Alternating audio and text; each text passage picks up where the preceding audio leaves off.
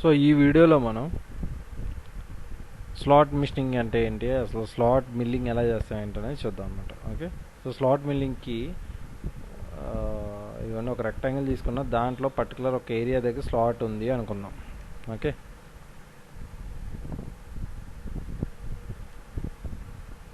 Suppose ఈ ఏరియాలో slot ఉంది. సో స్లాట్ ఉంది అంటే మనం 2 లైన్స్ డ్రా చేసి దానికి అటు ఇటు చేసే పని అవసరం లేదు. సో దీన్ని స్లాట్ని 2 విధాలుగా డ్రా చేసుకోవచ్చు. అది ఎలా అంటే, సో దీంట్లోనే రెక్టాంగిల్ షేప్స్ అనే ఆప్షన్ ఉంటుంది. రెక్టాంగిల్ షేప్స్ తీసుకుని, సో నాకు ఇక్కడ నుంచి ఇక్కడికి ఇలా కావాలని ఇచ్చుకున్న తర్వాత దీన్ని అప్ రౌండ్ అని చేసాం అనుకోండి, ఇక్కడ స్లాట్ అయిపోతుంది. లేదు అలా కాదంటే ఇంకో మంచి ఆప్షన్ ఉంటుంది. అదేంటంటే, ఒక లైన్ తీసుకుని నేను ఈ లైన్కి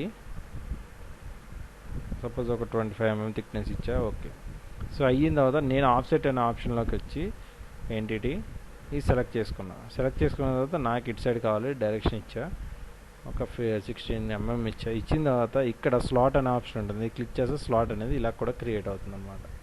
ఓకే,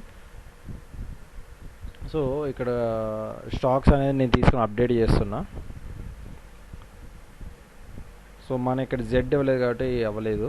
సో నేను ఇక్కడ ఇప్పుడు జెడ్ వాల్యూ అనేది ఇస్తున్నా. సో 20 mm థిక్నెస్ బ్లాక్ అనేది ఉంది, ఇలా ఉంది. సో దీనికి స్లాట్ అనేది సెలెక్ట్ చేసుకున్నా, స్లాట్కి ఇదిగోండి. Okay, so tool cutting tool అనేది తీసి సెలెక్ట్ చేసుకుంటున్నా. End mill suppose 10 mm end mill ఉంది.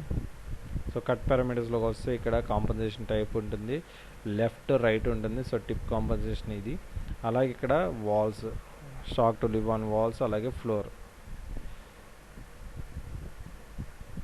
0.5 mm కింద ఫ్లోర్లోనే ఇవ్వాలి అని అనుకుంటున్నాను.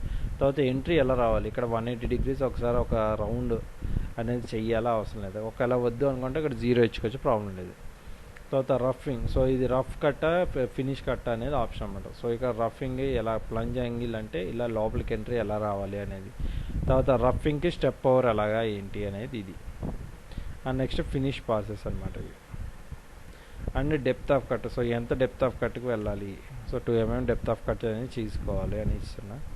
సో నాకు ఒక -10 mm వరకు చేయాలి. సో ఇక్కడ ఏంటంటే టాప్ ఆఫ్ ది స్టాక్ అబ్సల్యూట్లో పెట్టుకున్నాం కానీ -10, లేదు ఇంక్రిమెంట్లో పెట్టుకుంటే అక్కడ నుంచి ఎంత హైట్ వస్తే అంత. సో జెడ్లో మనం మైనస్లోకి వెళ్తున్నాం కాబట్టి అది మైనస్ అనేది వస్తుంది అనమాట. సో ఇది కానీ స్లాట్ మిల్లింగ్ ఆపరేషన్. ఒకసారి జనరేట్ చేసి చూస్తే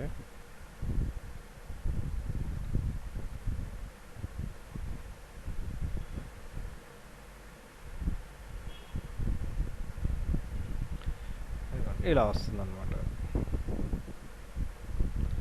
ఓకే, ఇది స్లాట్ మిల్లింగ్ ఆపరేషన్.